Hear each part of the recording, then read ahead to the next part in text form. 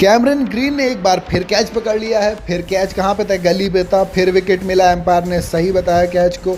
और फिर गेंद एक बार ऐसा लगा कि शायद ज़मीन को टच हुई थी। तो फिर सवाल खड़े हो रहे हैं। और ये सोचिए 9 दिन के अंदर दूसरा कैच पकड़ा है। पैट कमिंस की बॉल थी ये वाली, और कैमरन ग्रीन ने फिर कैच पकड़ा। तो कहीं ना कहीं अब एक सवाल खड़ा हो रहा है कि यार या तो कैमरन ग्रीन स्लिप के और गली के सबसे शानदार फील्डर हैं, या फिर एम्पायर को कैमरन ग्रीन पर कुछ ज़्यादा ही अंधा भरोसा हो रहा है कि भैया ग्रीन के अगर हाथ में बॉल है तो ज़मीन पे टिक ही नहीं सकती।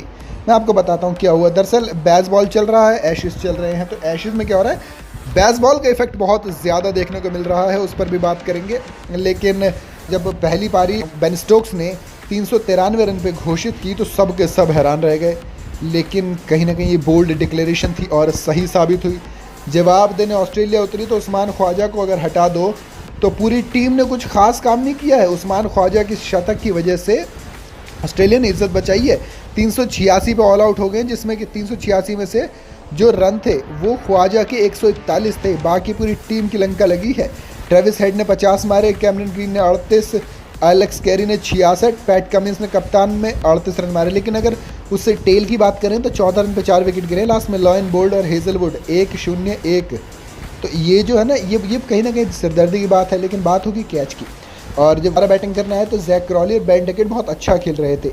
जैक क्रॉली 7 रन बनाए और बेन डकेट ने 19 रन बनाए। अब बारिश आ गई बीच में। बारिश के बाद क्या हुआ, पिच बिल्कुल बदल गई। मतलब जो पिच बारिश से पहले वाली थी वो बिल्कुल बदल गई। अब बॉल घूमने लग गई थी, तो सर्वाइव करना था। अब पैट कमिंस ने इसमें से एक बॉल ऐसी प्रोड्यूस की जो कि वाकई में एज लिया बेन डकेट का, और गेंद गई सीधा गली में। गली में कौन खड़े थे? कैमरन ग्रीन ने फिर कैच पकड़ा। फिर सवाल उठे, क्योंकि जब अब दोबारा देख रहे थे रिव्यू में तो वो लग रहा था अब भैया यूज़र बढ़ के कि बॉल शायद नीचे टिकी है। आप इसमें फ़ोटोज़ देखिए और आप बताइए आपको क्या लगता है कि क्या वाकई में गेंद टिकी है।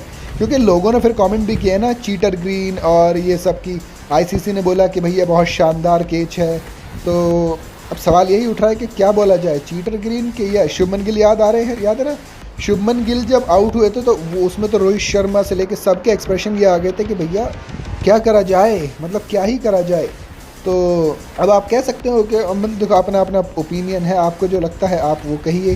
खैर हमें तो लग रहा है कि मतलब मुझे ऐसा लग रहा है पर्सनली कि वाकई में कैमरन ग्रीन बहुत अच्छे फील्डर हैं, बहुत अच्छे फील्डर निकल के आएंगे।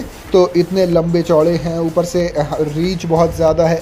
तो कहीं ना कहीं गली में कैमरन ग्रीन अगर ऐसा ही पकड़ते रहते हैं तो बहुत ज़्यादा दिक्कत होने वाली है आने वाले टाइम में बैट्समैन, क्योंकि बहुत अच्छे फील्डर निकल के आ रहे हैं। और दूसरी चीज़ ये कि ऑन फील्ड कॉल का कुछ समझ नहीं आ रहा है, क्योंकि नियम तो ये है ना कि अगर सॉफ्ट सिग्नल वाला जो होता है सिस्टम, वो आउट और नॉट आउट वो भी अब प्रेशर रहता है। दूसरा ये कि अगर आपको लगता है डाउट है तो डाउट बैट्समैन को दिया जाता है।